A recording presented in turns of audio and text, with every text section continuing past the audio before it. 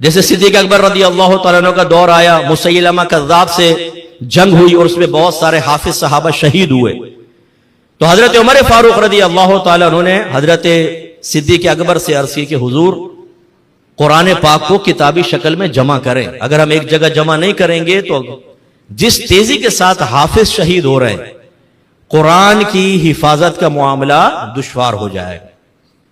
ویسے تو قرآن کی حفاظت کا وعدہ اللہ کا ہے، لیکن ہماری بھی ذمہ داری ہے کہ ہم قرآن کی حفاظت کریں۔ تو حضرت صدیق اکبر رضی اللہ تعالیٰ عنہ پہلے انکار کرتے رہے کہ جو کام سرکار نے نہیں کیا میں کیسے کر سکتا ہوں، لیکن جب عمر فاروق رضی اللہ تعالیٰ عنہ کا اصرار بڑھا تو حق آپ پر بھی واضح ہوا اور آپ نے حکم فرمایا قرآن جمع کرو۔ اس سے میرے بچوں ایک بات ذہن میں رکھیں ینگسٹرز، آج کل آپ کو کہا جائے گا کہ بھائی اللہ کی مانو رسول کی مانو، مولویوں کی کیوں مانتے ہو؟ قرآن اور حدیث میں تو سب کچھ ہے، پھر ان مولویوں کے پیچھے چلنے کی ضرورت کیا ہے؟ یہ غلط کہتے ہیں۔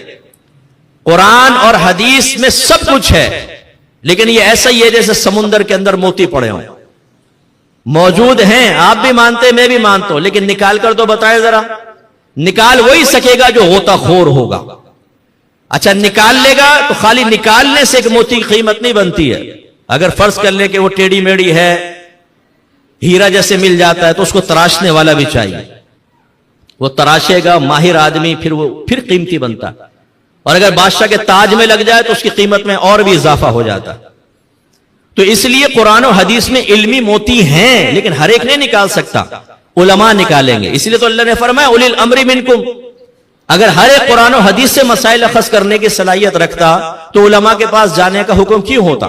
دوسرے مقام پہ فرمایا فَاسْأَلُوا أَهْلَ الذِّكْرِ إِن كُنتُمْ لَا تَعْلَمُونَ، تم اہل علم سے پوچھو اگر علم نہیں رکھتے ہو تو، اگر معلوم نہیں تو اہل علم کے پاس آؤ۔ یہ نہیں فرمایا قرآن کھولو حدیث کھولو، یہ نہیں فرمایا کہ انٹرنیٹ کے اوپر بیٹھ جاؤ ریسرچ کرو، یہ نہیں کہا کہ آپ انٹرنیٹ پہ سوشل میڈیا پر جا کر کسی بھی عالم کا بیان سنو ہدایت حاصل کر لو۔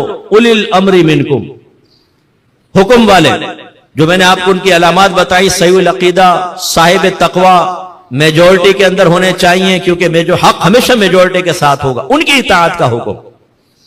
نبی کریم صلی اللہ علیہ وسلم نے حضرت معاذ بن جبل رضی اللہ تعالیٰ عنہ کو جب یمن کا حاکم بنا کر بھیجنا چاہا تو پوچھا بما تقضی یا معاذ، اے معاذ آپ کس چیز کے ساتھ فیصلہ کریں گے؟ عرض کی اللہ کی کتاب سے۔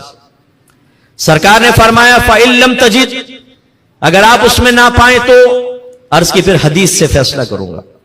سرکار نے فرمایا اگر اس میں نہ پائیں تو، جواب میں حضرت معاذ بن جبل نے یہ عرض نہیں کی کہ یا رسول اللہ قرآن اور حدیث میں کیوں نہیں پاؤں گا، اس میں تو سب کچھ موجود ہے، یہ آپ کیا بات بیان فرما رہے کہ اس میں نہ پاؤں تو؟